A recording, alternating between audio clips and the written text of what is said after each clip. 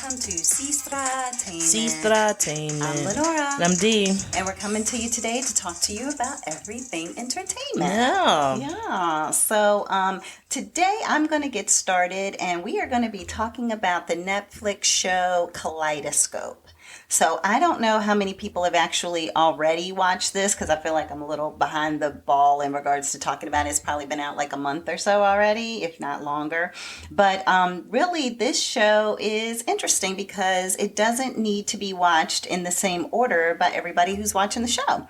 So what it is that Netflix has it so that the one account, for example, you could start on one episode and then another account could start on another. So because it's a kaleidoscope, it's basically, you have a green episode, you have a yellow episode, you have a violet episode, orange, white, whatever the case may be. And so what happens is that I think everybody starts with a black episode. It's about a minute. It just tells you, look, you don't have to look at this in any particular order. You can go with the order that Netflix picks for you, or you can skip around, but just make sure that the last episode is the white episode. And I know for myself, like I started with green. I spoke with someone else who started with yellow. Someone else had started with orange. So the storyline kind of takes you to the same place, culminating at the end with the last episode. That's the white episode. So all the colors kind of make up the colors of a kaleidoscope. And so at the beginning of each episode, they tell you which color it is that you're watching. So it's like the white episode, the purple episode, or violet episode, things of that nature. And so I went with the flow that Netflix put in order for me. I can't remember all the colors, but when you watch it, it's going to potentially be different. And it's kind of a cool concept that they kind of merge everything together to a degree to make it so that people can just watch it in any order. Just keep the last episode for the white episode so it doesn't really give anything away. And so let me go through and talk about the cast. So the cast has Giancarlo Espinosa. I can't see. I just did it. I just was saying this over and over before we got on here. Like, I know how to say his name. It's Giancarlo, and then I still mess it up. But Giancarlo Esposito. Thank you, sis. And he plays Leo Papp. So he is in here, and I'll kind of tell you a little bit about his story in a moment. And then we have Rufus Sewell. He plays Roger Salas. You have Paz Vega, who plays Ava Mercer. You have Rosalind Elbay, who's Judy Goodwin. Jay Courtney is Bob Goodwin. And Tati Gabrielle as Hannah Kim. And Peter Mark Kendall as Stan Loomis. So those are kind of your main cast of characters, so to speak, who are on the show. And it's one of those shows that you can't really talk about too much of it, because if you do, then you're going to end up telling a part of the story that somebody who hasn't watched that color yet won't know that you've seen. So you almost have to wait until everybody's finished the whole series to then talk to them about it, because you could have seen episode yellow and somebody else maybe hasn't yet. And it might be the next to the last episode for them. So, but the way that it works is that it's all about a heist. So that's kind of the easiest way to say it. And for the most part, you don't want to give anything away.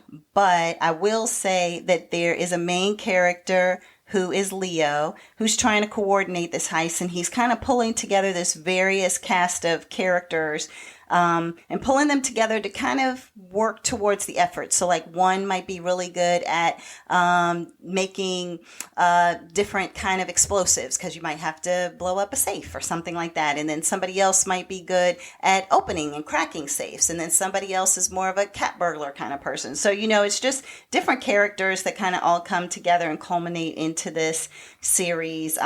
Every person that he brings together has their own unique skill and specialty.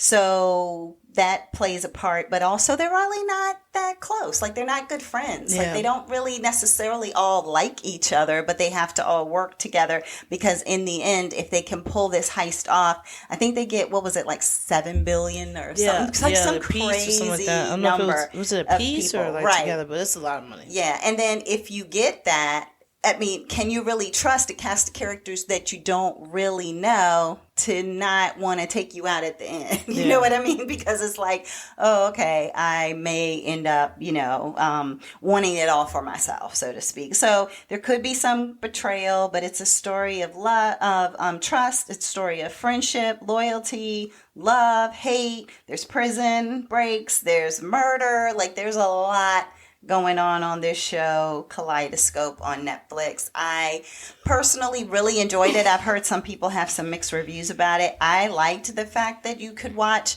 at different stages and choose if you wanted to follow what Netflix was doing or if you wanted to, have it take its own course for you. So for me, I just let it ride. And then when you got to the last episode, some of it was there were some twists and turns throughout it. And then some of it at the end, I was like, oh yeah, I thought that. But then there's other things that I was like, oh, but I didn't see that part. Does everyone end on the same episode? Everybody ends on the white episode. It starts and ends on the same episode. Yeah, the black episode is just 1 quick minute that tells you what the flow of the whole thing is like, so that way you can build the foundation of what you're actually looking at, and to make sure you don't accidentally say something to somebody you shouldn't, because like, oh, did you see the part where blah blah blah, and it's like, whoa, no, I didn't see that yet, because I haven't gotten to that part yet. I'm not on that yellow or violet episode or pink episode or whatever the case may be. But I did like that as an episode was starting, it looked like a kaleidoscope and then moved to the color. I did like that and then kind of went from there, so that was pretty cool. But yep, that's what I have. Kaleidoscope on Netflix. Great cast and great acting, great storyline. So what do you have, sis? All right, so for mine, I do have a Netflix show as well. Okay. This one is You People. You People. You People is on Netflix, yes. So it stars Lauren London as Amira. You have Jonah Hill as Ezra. You have Sam J, that's Ezra's best friend Mo. You have Eddie Murphy, who is Akbar, and his wife Nia Long, who is Fatima, and they are Amira's family.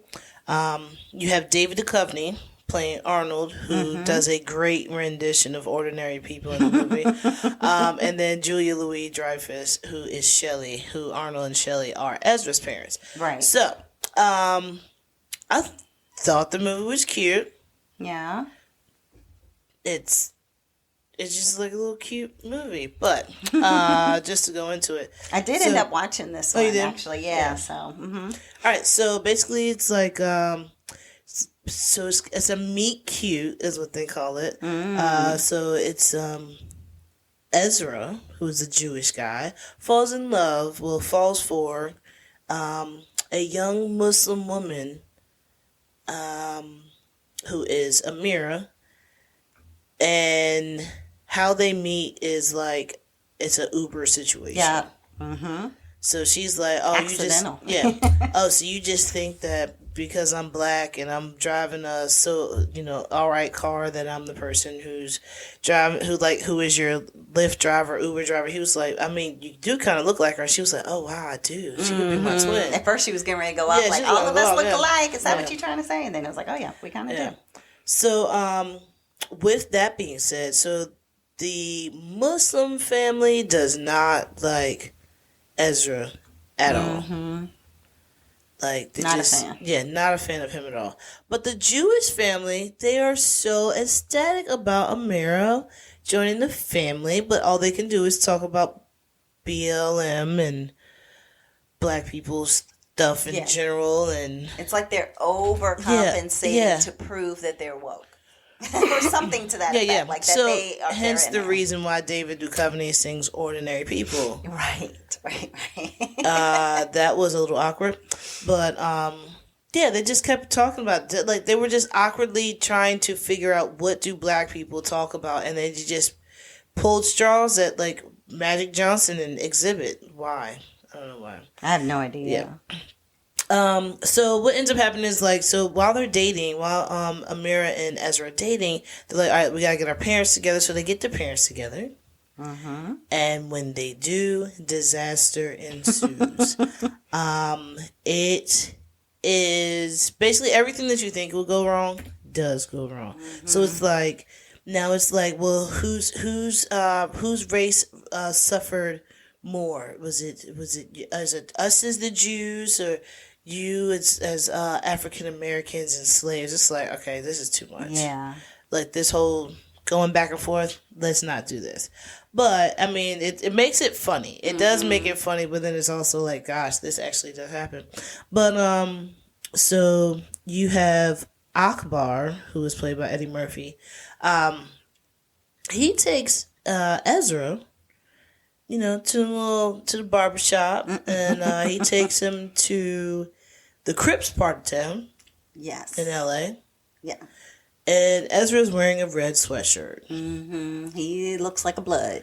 Yeah, and it's funny because as Akbar keeps talking about it, he's like, wait, you'll have commissary here? I thought this was like a barbershop. It's just so funny. Mm-hmm. And then you got Shelly, who takes Amira to a spa, and then she tries to pull the race card for Amira.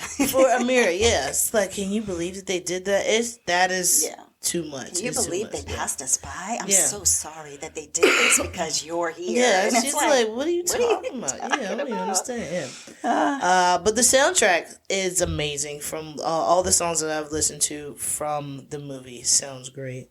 But one thing that I do want to point out that kind of bothered me is like they want us to believe that they're in a relationship, but there's like no affection. There's no kind of passion. No chemistry. No chemistry at all. I think they kissed maybe like 3 times throughout the whole movie. But I mean, I don't know. Yeah, they rushed it. They rushed the relationship. It's like you meet in an Uber. They show a few spots of them going out to eat and clips. Yeah, and then it was like, now they're engaged. He's getting ready to propose, and it's like, is that really believable? But other than that was a good movie. Now I do want to let you know that you have some guest appearance from Mike Epps. You got Lala. You got Young Miami. Rhea Perlman, which I haven't seen in so long, is Danny DeVito's wife. You have Travis Bennett and you have Dion Cole. So there's a lot of people who pop into the movie just to say a few words, and then they're like not there anymore. Like I think if you blink, you probably miss Rhea Perlman. Yeah, because she pops up and says one thing and like pops one line. Back. Yeah, I feel like it was like out of a pew or something like that, and that's it. But that's all I have with you people. It's a cute movie. It is not believable though. Like if you just change the main characters, it'd probably be like a best movie like ever. But with the couple that they have set up, it just was not working out to their advantage, I guess. Yeah, I feel like he was just like, you know what? If I'm going to have a movie that I am in charge of, which he was in this instance, he helped to do it, and Kenya Burris was involved. Yeah, I think it's Kenya Burris. All of that. But he was like an executive producer. Kenya Burris is also makes a debut in this. Yes, and so I think what it is that I think that he was just like, I think he wrote it and Kenya directed it or something like that, but Jonah was involved in something with the production of it. But it's like, who would I pick that if I had to kiss, this is who I'd want to kiss? Lauren London. Yeah, maybe. And then it became, okay, if she's going to say yes, let's do it. But it wasn't, like you said, there was no real chemistry, and that's what I was kind of looking for too, because it's funny, my next topic is a wedding movie, and so therefore it was chemistry like off the bat a little bit. Yeah. And it's like, gosh, you didn't even see the accidental meet cute and build up to a relationship for the other one. Yeah. But you were like, okay, it's believable though. It's believable, you know what I mean? And this one it just never felt believable at all that they were an actual couple. Like I don't know, it was just weird. Maybe I don't know, maybe it's like the awkwardness of, like, I mean, if you're dating, if you're about to get married, you shouldn't be as awkward as you are in the rest of the movie. Yeah, you should have more chemistry. Like, even when it was certain scenarios, I was just like, oh, they're not holding hands. They're not, like, she's not hugging him, laying her head on his chest. Like, nothing like that. So, yeah, it did feel a little bit. They just looked like they were, like, two friends. Yep. It looked disjointed. Like, that was the whole cast, though. I didn't feel like it was believable with Nia Long and Akbar. Akbar with my I do, because I could see that. I'm not going to get into why, but I could see that. Yeah. I mean, I could see that they could potentially be in a relationship, but I didn't see a chemistry between them on the show. And I didn't see it. Nia Long wasn't really in the movie for that long. Yeah, it was more about Eddie Murphy and I can't even talk. And Jonah Hill. And Julia Louis Oh, Dreyfus. Julia Louis Dreyfus. Yeah, because even her husband, David Duchovny, wasn't in there long. He was, he just had a few awkward moments. Yeah. But it was like he was at least trying to come from a good place. I feel like in some of what he did, where she just came, I don't know. I didn't take it that he was bad, but he wasn't as bad as his wife in regards to trying to act like she. It was all bad, really, when you think about it. Yeah. I was trying to justify something, but he sang ordinary people to her while she sat in the chair and looked at him. Like, he moved the chair so she could see him. Yeah, like, but she, like, the whole awkward part of her talking about her hair, like, oh, so what kind of hair, like, what's the hair, and because I'm just trying to understand more about the African American hairstyles or something, and it's like, oh my gosh, it's so cringeworthy. It really is. Yeah, it is. It's, I don't know. I feel like it's a movie. It's a movie. It was the movie, and it's on what again? It's on Netflix, so check it out. It's called You People, or don't. I mean, I'm definitely going for it for everybody to check it out because it's funny. It's funny moments in it. You know what I'm saying? But just the whole dating aspect of it was the only thing that's not believable. Right. And it was a quick watch. It didn't feel like it drug on forever. Yeah, I feel like it was like an hour and some change. Like it might have been like 120, or I don't even know if it was that long. But it didn't feel super long. And I will say that it it's got Eddie Murphy in it. You know, it's going to have some gems. You know, it's going to have some great funny moments. So I think excuse me, I might have even like laughed out loud a couple of times. And I'm not big on comedies. But. Oh yeah, there's some points that it gets you and you just cracking up laughing, and then it's also like, but really, I can't see them together. Yeah. Yep. Now it definitely stands out, but I don't know. As people watch it, maybe they'll be like, but you don't need to watch it again. Chemistry. No, I don't need to watch it again. I don't think. I think some people might watch it more than once. I don't feel like I would need to either. But I don't think watching it a second time will add to the chemistry. But Jonah Hill just plays himself. Yes. Like I feel always. like. Well, no, I'm not gonna say always, but every time he does like a comedy type movie, he does play himself. Yeah. Yeah. Wolf of Wall Street, he definitely was not himself. But I never watched that one, so I wouldn't be able to judge that one. Yeah. So he does good. He's a great actor, but every time he does a comedy part, he's always playing himself. Because I felt like that when I watched that one with him and Meryl Streep. Yeah, and it's kind of like how Adam Sandler is. Yeah, Adam Sandler is Adam Sandler. Yeah, he plays himself with like comedy movies. Or an extreme version of himself. Yeah, exactly. Mm-hmm. So, yeah. All right, what do you have next, Miam? I have the Jennifer Lopez movie of Shotgun Wedding. Nice. And it is her and Josh Duhamel. Going to what we were talking about a moment ago, it's on Amazon Prime too, by the way. But going to what we were talking about before, like when that started, I had actually watched You People already. So I was almost like, am I figuring out, like, am I comparing, the couples? Oh, yeah. Because I had watched You People. So I was just like, okay, well, that's how that couple was. So when I first started watching this, it was like the next day, I was like, all right, yeah, I can already see a difference. Yeah, in the couples, and I think part of that is just that Jennifer Lopez does so many rom-coms that, it's kind of like her niche, that to just make it look like she's in love with Owen Wilson as much as she is with Josh Duhamel, as much as she is with Matthew McConaughey, as much as she is with whoever else she's in a movie with. So I think she's just got that energy of trying to sell it down. But she's a lover. She's a lover. She's a lover in real life, so that makes sense. Yes, a lover and a dancer. Yep, and a singer. Yep, the trifecta.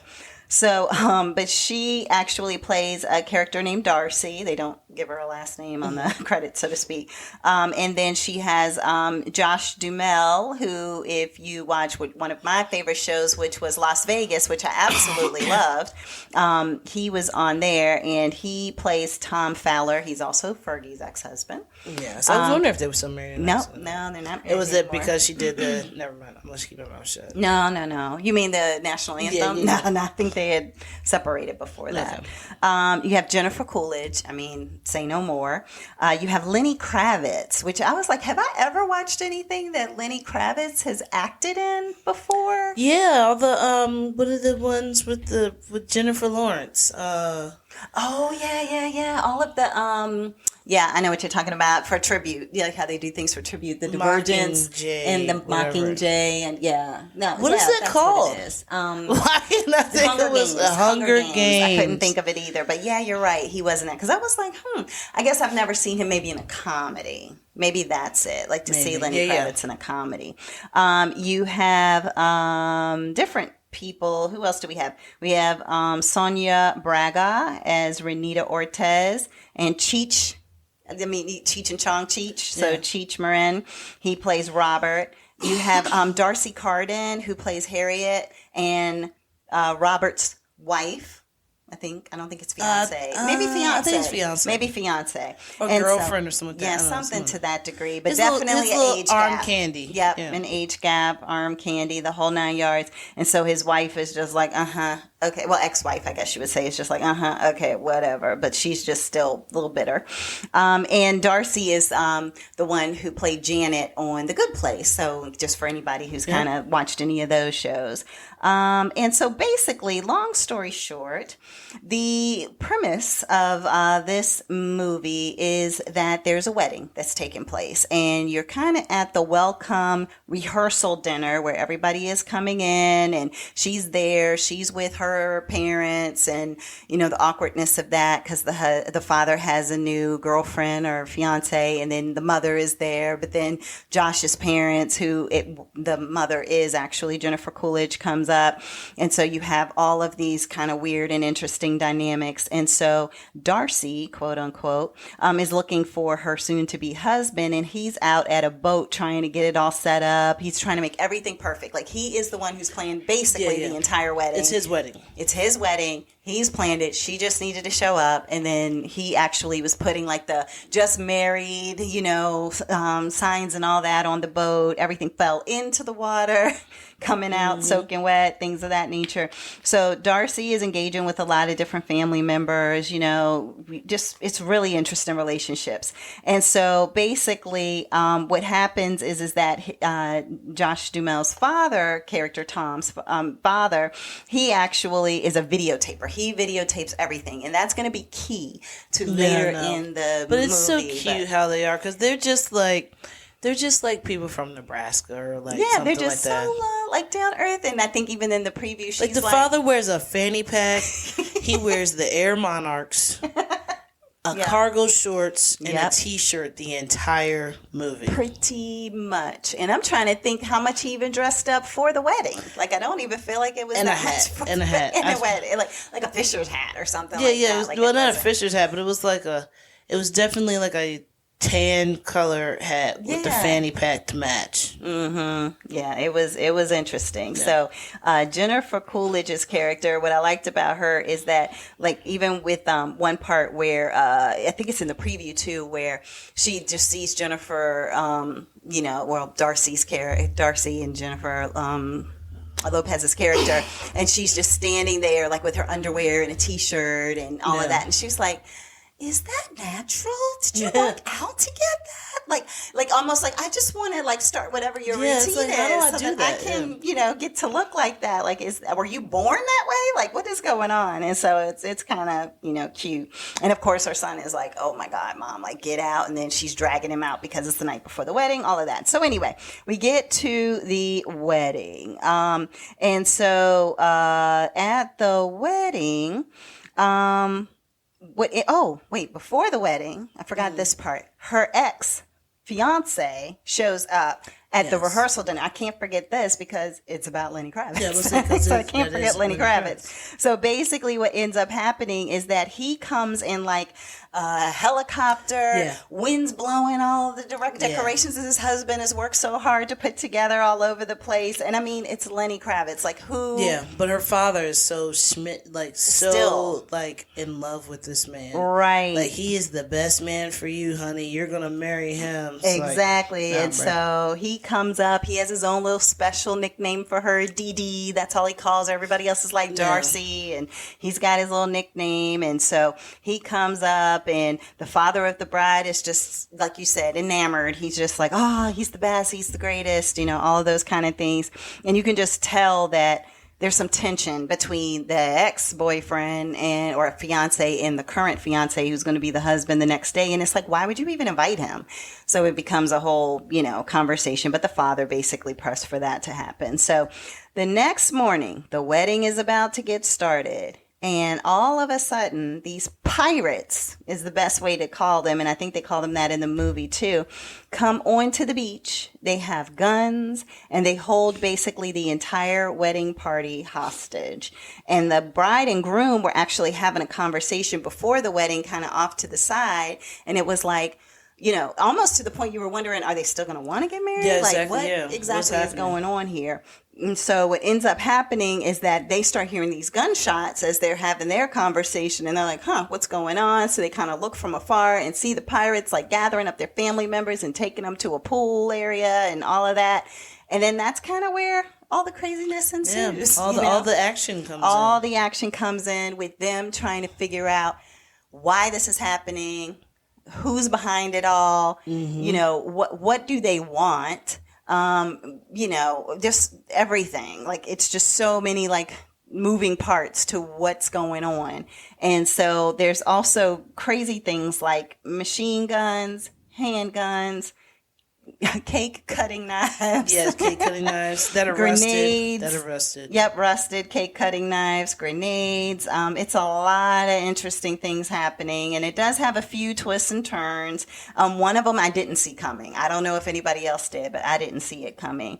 And the bride and groom just have to work together, even though you were thinking they were almost on the verge of not even getting married, but they have to like come together to figure everything out. Yeah, exactly. So that way they can save everybody. Save everybody, exactly. And just figure it out so that way they can. Remote island somewhere. Right. It's in I think it was like out in Indonesia or something like that. Like it's in it was like not Thailand. Maybe it's near Thailand or Bali? something, or Bali. Yeah, it was somewhere out in the Isles, I guess we will say. And so it's a fun movie. It's a cute movie. I personally enjoyed it. It's not really, I don't feel like one of those ones that's like any touching, heart-wrenching moments or anything like that, because sometimes the rom-coms try to like get you to tear up or cry or something like that. I don't think it was that kind of movie. I think it was just more of a lighthearted, funny. It's more of a comedy than a Hallmark movie. Right, exactly. So, but I really did enjoy it. So that is what I had. It is Shotgun Wedding on Amazon Prime. All right. So for my next thing, I want to talk about Doja Cat. Oh, yeah. All right, so everybody has seen Doja Cat everywhere on everything. Okay, first of all, I am a Doja Cat fan, so I am a kitten. Oh, is that what they're called? Yeah. Oh, looked it up, found it out. Okay. So I do like Doja Cat. I like her music. I like her creativity. I like everything about that. So, so she has basically, it just looks like she's going from rapper to fashion icon now. Yeah. And the way that this is happening is kind of cool. So I know everybody has seen these pictures. If you haven't, you can look them up online. But she's been dressing differently for different fashion shows. So like New York Fashion Week, France Fashion Week. What else was it? I don't know. It was quite a few shows that she did. It was Jean Paul Gaultier. I mean, it was just a lot of them. So, just to name off some of the things that she's worn. So, she is wearing gold body paint, head to toe. Okay. But she's wearing a Simon Miller coat, which Simon Miller is a luxurious brand that came out in like 2008. So she's wearing that. So then it's like, oh, so she's catching people's eye because she's in all gold. But then also, how are you the accessory for the clothes? Oh, yeah. I'm pulling it up right now. She looks like an award. Yeah, that's what I'm saying. Yeah, she's the accessory for the clothes. Yeah. So that is the smartest thing ever. How can you just be like, yeah, I'll wear your stuff, but I'm going to be the accessory for whatever you have. Yeah. So, and then Like a so she had the red crystals that she wore for Swarovski crystals. Swarovski. There you go. Swarovski. Yeah. But she wears that for I guess it's Schiaparelli is the name of the company. So she wore the crystals for that, and then she is head to toe. Like thousands. Yes. I mean, it's like on her head. It looks like it was just like a latex suit that just was put on her. Like they put her in like a vacuum sealing thing, and then they put crystals all over her. That's what it looks like. It was, yeah. All you could see was eyes, which I thought it was awesome. I thought it was really amazing. But they did say, just as a heads up, that they did mess with people who have the trypophobia. Really? Yeah, it's like me with holes and with like small little indentions. Yeah, sorry, they'd be all right. Avert your eyes. Yeah, but for me, I didn't get that from watching it. I thought that it was really interesting and cool, and was wait, and I'm zooming in, like, oh yeah, those are individual crystals, and I was looking at it on my phone. She had to sit there while they put individual crystals on her. I forgot how many hours they said it took. I don't know, but I want to say it was like 200,000 crystals or something. I don't know. It was a bunch. Thousands and thousands of crystals. It was a bunch. Mm-hmm. So then somebody said something online about her not wearing eyelashes with it or something like that. So then she decided to wear lashes. So she did lashes as her little, I guess, what do you call that? A little soul patch that's right underneath your lip, in between your lip and your chin. So she had an eyelash there. She had 2 eyelashes on either side of her lip, kind of giving you like that Dali feel. And then she had eyelashes on her eyebrows because she had shaved those off as well. So she looks like a interesting version of like Morris Day. Yeah. It's like from Morris Day in the time, but it's like a little bit of a mustache. It's like that. I'm thinking Salvador Dali or what is the guy Vincent Price? Vincent Price with the little thin, like the little thin mustache. Yeah.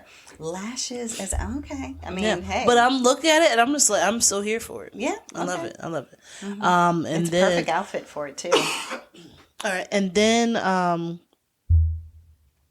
with that outfit, she's wearing a Victor and Rolf ensemble with it. And it's like she just steals the show. Nobody's paying attention to the clothes. Everybody's looking at her. She is the accessory. Yeah, I think it's. I don't know. I think it's awesome. But I would say that she's never been shy with her style. She did music videos where she's been dressed like a cow. She's done music videos where she's been dressed up like fruit. Actually having it to where it looks like they're cutting into her and she's a piece of watermelon. Oh, that's kind of cool in one of her music videos that she does that too. But I mean, she's done from so many things. All right, so she did the all gold. She did the Swarovski's crystals, the lashes. She did one time that she looked like an old school gypsy where she just had like this, I guess like the shawl wrapped around her head that had like gold little tassels hanging off of it that looked like little coins, you know what I'm saying? Yeah. She did that. She painted her face white to go ahead and match what this company called Marni was doing and how their swirls and everything were. She painted her face in like those swirls, which I think is amazing. New York Fashion Week, she wore an oversized suit coat and shirt with tie for Victor and Rolf, which it's kind of cool because when you see it, you're like is that a shirt and tie? And like, is that a suit combination? And it is. So she's always dressed like absolutely different than anybody else. One of my favorite ones that she had on was so like when you were little and you had to go take Christmas pictures. Yeah. So you either had that like you had a red dress on with white frillies around like your neck. A little bit, yeah. Well, this one was a red plaid. Like a Christmas plaid, like what you would see in wrapping paper. That too. So it was like red with the little gold pinstripe, and then the dark green blocks in between it. She wore that. And it just like it looked like she looked like somebody could pick her up and like hold her like a doll or something like that. But I mean, that's one of my favorites because of the fact that it, like, I don't know, everybody's worn that outfit at some point in their life, probably.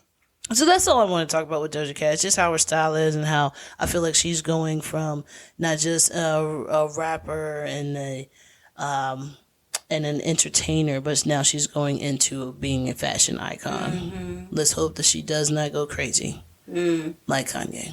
No. Hopefully not. And I just put together as you were talking, because I don't know that much about Doja Cat's music. But I was like, oh, the cow, because you had told me a long time ago about that her, you were like, and what was it called? I'm a cow or something. The name of the song is Moo. Moo, okay. Yeah. Mm-hmm. But the words are B, I'm a cow, B, I'm a cow. Okay. I mean, but it's crazy. Yeah. But it's like when you listen to the song, it all makes sense what she's saying. Mm-hmm. She was like, "You're a calf. You're my daughter. Come on." Oh yeah. You know what I'm saying? Mm-hmm. She's what she say?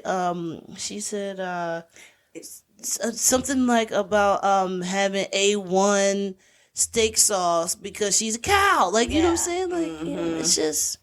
I don't know. So I was not putting together that this was the same person until you were just talking about her video with a cow and stuff. And I was like, oh, okay. And then also she got methane because she's a farter. That's one of her bars. Oh my goodness!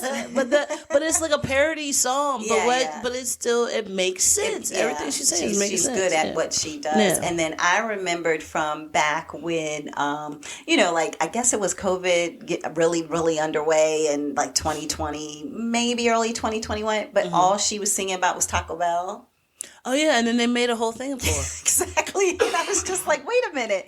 She's just on because that's what she eats is Taco Bell. Yeah, so it was like, and then all of a sudden they were like, "Oh, we got to get with her and do something." So, and then like I think that one of her things was, "Hey guys, I talked about Taco Bell so much because I eat it all the time that now they made a pizza for me, so now I have the Doja Cat pizza Taco Bell. So go out and get it. Okay, great, bye." Yeah, and that was it. Like that.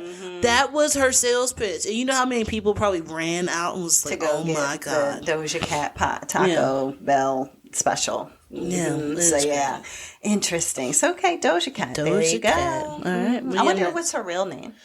Her real name. Okay, so she is Jewish and sorry to put you on the spot. No. But I was just like, Jewish, that's a strange name to come up with. She's Jewish and I think maybe South African. Okay. I can't remember, but her name. Oh God, I'm gonna butcher this so horribly. Let me see if I can. Sorry, didn't mean to. Put you on the spot there. I should have looked it up myself. But I think she has 4 names. Oh, okay. So, Amala. Okay. Ratna. Mm-hmm. Zendaili. Okay. I don't know. Okay. I can't get it out. No, you say that. You say that right there. I don't know if I can say it. You're good. You good with names. Yeah. What is Damani. Yeah, but see, it's Dalmini. Dalmini. Yeah, and it depends because maybe the D could be silent. I don't know, so it could be Lamini.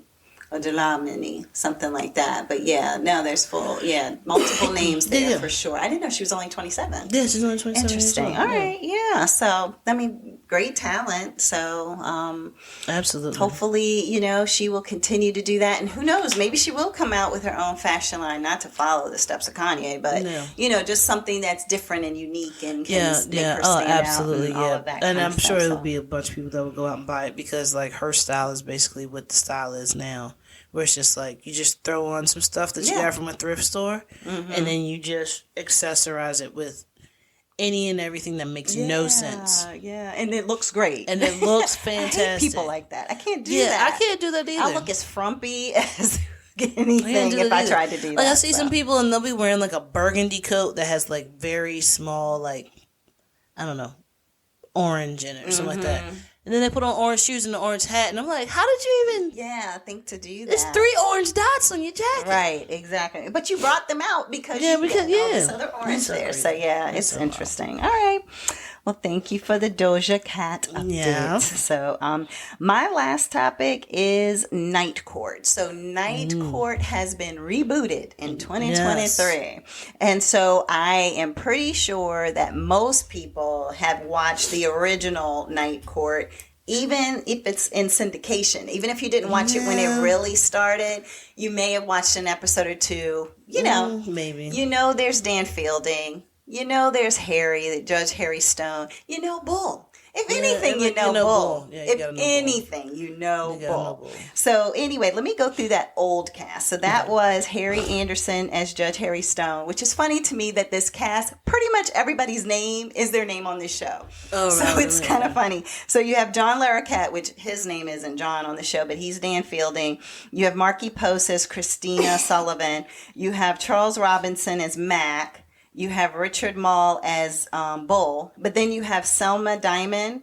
Guess what? Her name is the guard, Selma. Yeah. And then you had Marcia Whitfield, but no, well, I guess she was Roz. So you had Harry and you had Selma, who were both with their names. But some of those names, just me mentioning them, it probably stands out like, oh, yeah, I didn't know what you were talking about at first. Yeah. But that show where they had Roz and Bull and, Dan Fielding and all of that. Now, mind you, watching old episodes of Night Court, very problematic. Absolutely. Absolutely. Anything that came out the year that like 1984 was actually when the year that I was born. When it came out that year, you absolutely know you cannot watch Fast it today. Times at Ridgemont High. You anything cannot. that's from the girls just keep getting younger, and I just keep getting older. It's like he's like the girls just keep. What's that? We said I just keep getting older, and the girls keep staying the same age. Yeah, it's like, bro, crazy. Listen to what you're saying. Oh my gosh, Matthew McConaughey's best words ever. I guess it's all right.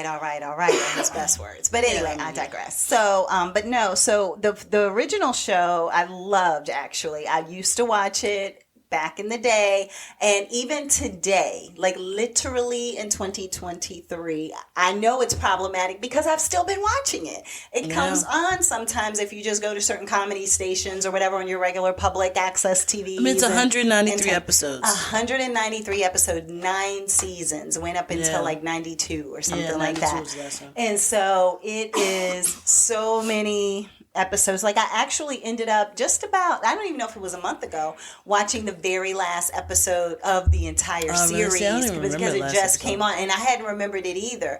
But Harry, spoiler alert, 500 years later, but Harry ended up deciding that he was going to become a college professor. So he was like, I'm going to leave the Night Court. And then Dan decided that he was going to leave as well. Like everybody just kind of decided they'll just trickle off and do their thing. Mac got a job where he could work for an actual Supreme Court judge instead of working for a Night Court judge. So it was all those kind of things that took place in regards to that. But now they have a reboot. And the reboot is of Harry Stone's daughter. So she's the one who is supposed to be the judge in this one. And everybody's a little frustrated with her because she's all roses and candy canes and let's give people a chance. And yes, they may be a multiple offender, but let's not, let's not hold it against them. And to the point that Dan just like makes bets with people like, see, she said what I thought she was going to say. She wants to give them a chance. All right, everybody, pay me, that kind of thing. So the funny thing is, well, let me start with this new cast. So you have Melissa Rauch as Abby Stone. So she's Harry Stone's daughter. She actually used to be on The Big Bang Theory. So she was one of the girlfriends on The Big Bang Theory. I think became the wife eventually. And so that's who she is. So bubbly personality and character. You have John Larroquette, of course, reenacting his role and reprising his role as Dan Fielding. You have India de Buford, who plays Olivia. She plays the prosecutor, the public prosecutor for the police and all of that kind of stuff. You have, and then John Larroquette's Dan Fielding is now playing the public defender because the defender quit. He was just like, I'm fed up. I'm tired of this. I quit. And then you have Kapil Talwalkar, and he's Neil. He is now your Mac, who is handing her the cases, standing up there, with her. And now Lacreta is actually playing Gerganus, and she's now the bull of the show. So now Kapil Talwalkar, he actually was on extraordinary. What was that thing called? Zoe's Extraordinary Playlist. I was trying to think. I was like, I knew the word extraordinary. Zoe's Extraordinary Playlist. So he was one of the guys on there that was like the bros. So anyway, so he's on this show and landed somewhere else, which I'm glad because I love that show and I'm glad everybody's landing in different places. So in regards to this actual series, it's really a cute show to watch because it does give you that nostalgia a little bit of the old night court. It's slightly corny, I will say that, so, and it feels like you got the laugh tracks and all that kind of stuff in there and everything that you would have from back in the day. I do like the fact that, like, she got there and realized, like, I need a defense attorney. Let me go see what Dan Fielding is doing because my father always had such great things to say about him. And when she goes to visit him, he's, like, barely surviving, like, and getting by. Like, he's kind of depressed a little bit because of the fact that his wife had passed away. And so he's just like, and she has to, like, talk him into coming back and being a part of the fold, so to speak. And so he comes back and it's so weird. He's the same Dan Fielding, but less misogynistic, if that's a good way to describe it. So, like, 2023. Yeah, he's a 2023 more appropriate version of Dan Fielding so far. So it's almost like he got married, he realized the value of women, he changed his ways, and now he's coming in and he'll still make his wise jokes and, he will absolutely bet people that the judge is going to do or say something that, is all rainbows and candy canes. And so he's still got some problematic issues, but it's not the same ones of being, the guy who was the womanizer and all of that it was from back in the 80s. So I've really enjoyed watching a few episodes. I think I've watched like 3 or 4 episodes of it.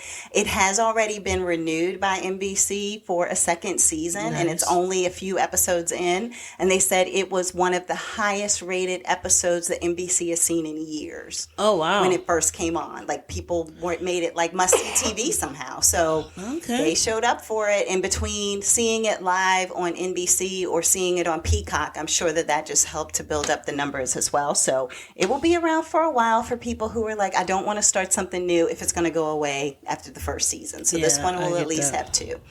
So that was my third one, sis. So what do you have now? All right. So for my last one, I have Black Panther Wakanda Forever.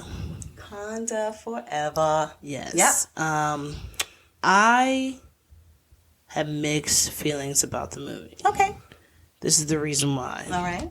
I felt like it was super long. It was. So many Marvel movies are long, but yeah. Yeah, but I just felt like this one was it was supposed to be close to 3 hours, I think. Yeah. Wasn't it? Yeah. But other than that, it was a good movie. They got a lot into, that 3-hour span, so that was a good thing. So you still have the same, some of the same cast. So you still have Letitia Wright as Shuri. You have Lupita Nyong'o as Nikita. You have Danai Gurira Guerrera as Okoye. Yep. You have Winston Duke as M'Baku. Yep. Angela Bassett as Queen Ramonda. Then you have a newcomer who is Tenoch Huerta, who plays Namor, who is the villain in this. Namor. Yes. I forgot about that. This one, oddly enough, has Julia Louis-Dreyfus in it too. Yeah. Yep, she's playing Valentina. Yeah. And then you have... She's been in a couple. Was she in the old... Wakanda I don't remember seeing her. No, she was in one of the ones because some of the people from the Shield reported up to her. She was in it for the Shield, yeah. So that's what her role is, yeah. But and then you have Martin Freeman, who is her ex-husband, who plays Everett, who is, I think he is a Shield officer. Yeah, he's a Shield. Yep, that's what it was. So he was reporting to his wife in some way. Yeah, that's what it is. Yeah. All right, so basically this is after the king of T'Challa. After his death, there's no king. There's no more Black Panther.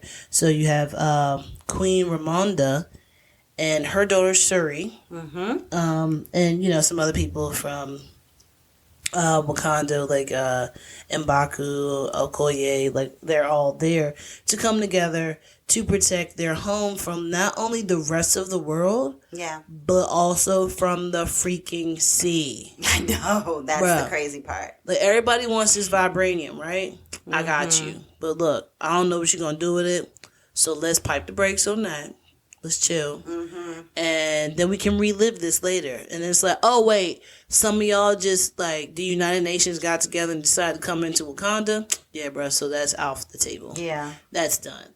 So now, excuse me. So now you have that. But then Namor shows up and he's discussing vibranium with them because now it's found undersea. So it just turns crazy after that because now it's like, what is the fate of Wakanda? We don't have a Black Panther and we don't have a king. So what are we going to do? Right. Now, granted, the women do come together and like kill it, but still, it's just the more of the like, we don't have one person as a leader type thing. Yeah. So, and by kill it, you don't mean it as in a person or a thing. You just mean like kill it as in they're the bomb. Right, exactly. Okay. So, it's Wakanda is supposed to be the only place on Earth that has vibranium, and now that Namor has it, now it's like, oh wait, so, we only got a little bit, and you got a lot, because like you in the sea. And like the world is 70% of the ocean, so I don't know about that. And then how they did the CGI for all this, I like it. I think it looked really good. It did look realistic. Yeah, it looked really realistic. It still kind of gets me how to be under the water and talking in a regular voice. That still kind of gets me though, because I can't hear underwater like that. Okay. Yeah. But, I mean, if they're underwater people, then that's how they operate. But then they took somebody from Wakanda underwater. Yeah. And so I guess maybe the suit or whatever that they gave the person to be able to go under maybe helps to. That's just superhero stuff.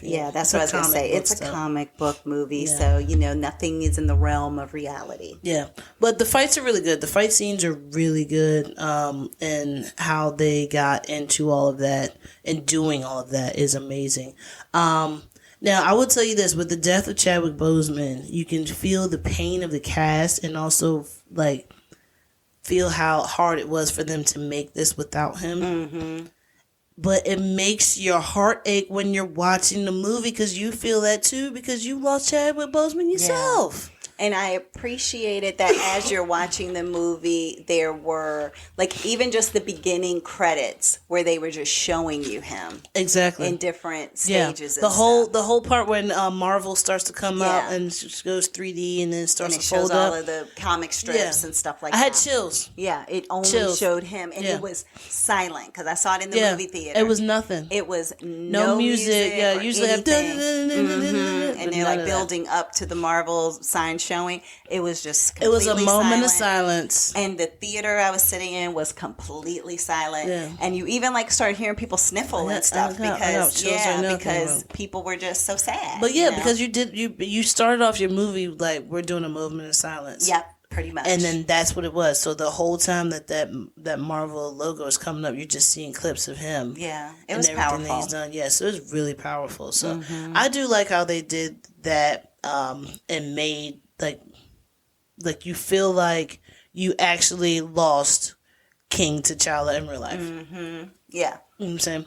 Yeah. But how they do have Namor as the bad guy, but then it's also like, is he the bad guy? Because there's also some other people, like the United Nations or whatever they're called. What is it? The World something.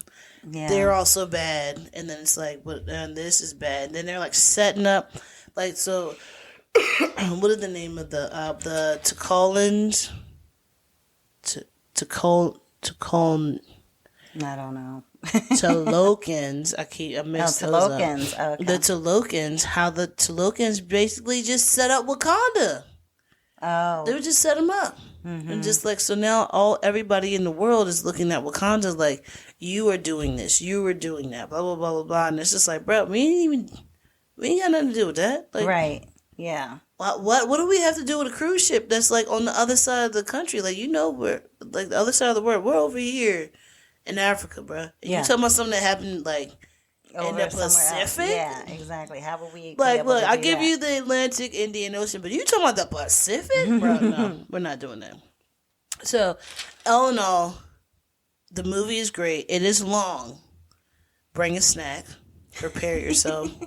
But the good thing is you don't have to go and see it in theaters anymore because now it is with Disney Plus. Oh. So it just came out on Disney Plus, I think the February 1st. Mm-hmm. So check that out. It is good. I like it. The action is there. The storyline is there. So, yeah, that's it.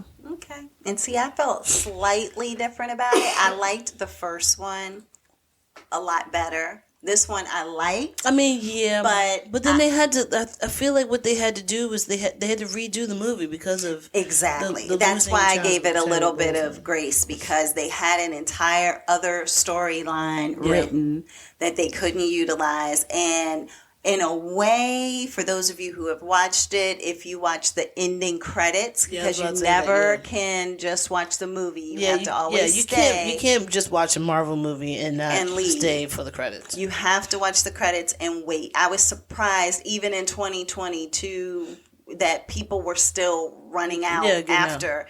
And I was like, don't y'all know? Like, I didn't say it out loud, but I'm like, don't y'all know y'all got to stay and see what the after clip is so that you'll know what the next thing is going to be? Yeah, but then some people are probably just like, I'll just look it up online and figure out what it is. Maybe they're just beating the rush to get out of the parking lot. I don't know. But I just think that alludes to what the story would have been, at least from what I understand of what was the original storyline is that the after credits is what would have potentially been more of the storyline. Yeah. It really is. So definitely stay for that too. So anywho, but all right. So that is everything this week for Sestra-Tainment. I hope everybody has a wonderful rest of their week and we'll see you next week at the same time. Bye. Bye.